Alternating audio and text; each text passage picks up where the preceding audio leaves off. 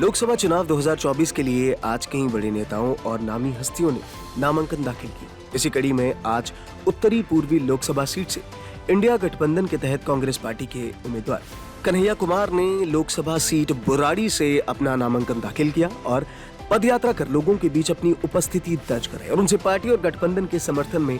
Vote की appeal की। बुराड़ी विधानसभा क्षेत्र के मुकुंदपुर से शुरू हुई ये पदयात्रा Maharana Pratap park, Mukundpur D block, Samta Vihar और राधा विहार के रास्ते जनता विहार में संपन्न हुई। इस पदयात्रा की खास बात यह रही कि इंडिया गठबंधन के दोनों ही दल यानी कांग्रेस के साथ आम आदमी पार्टी के कार्यकर्ता भी अपने अपने दलों के झंडे के साथ इस पदयात्रा में शामिल हुए और कांग्रेस प्रत्याशी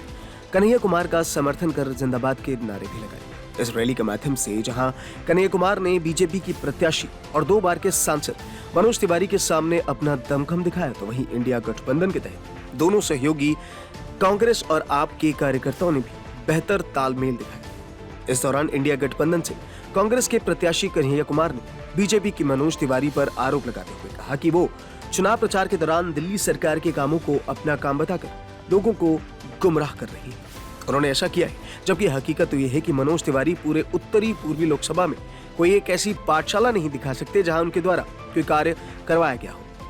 कन्हैया ने कहा कि मनोज तिवारी ने पिछले 10 वर्षों में इस संसदीय क्षेत्र में कोई कार्य नहीं किया और अब चुनाव के समय में दूसरी पार्टियों के कार्य को अपना कार्य बताकर जनता के सामने जा रही हैं और अपने प्रचार से ज्यादा विपक्ष के ऊपर निशाना साधते हुए आरोप प्रत्यारोप की राजनीति कर रही है।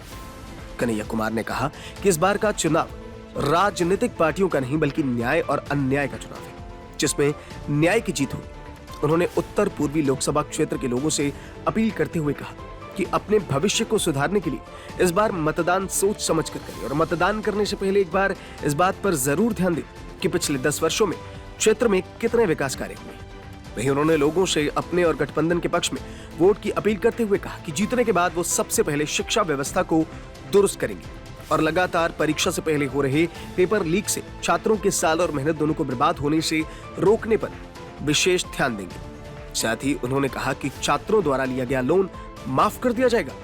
और महिलाओं को अपने घर की अर्थव्यवस्था सुधारने के लिए 1 लाख रुपए सालाना दिए जाएंगे,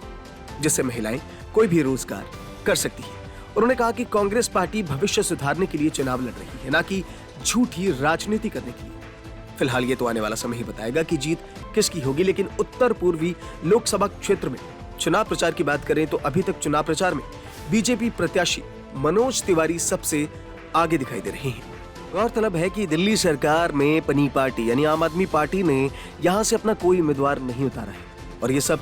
इंडिया गठबंधन के तहत हो रहा है, जिसमें आम आदमी पार्टी के कार्यकर्ता भी कांग्रेस के लिए ही समर्थन और वोट मांगते हुए नजर आ रहे हैं।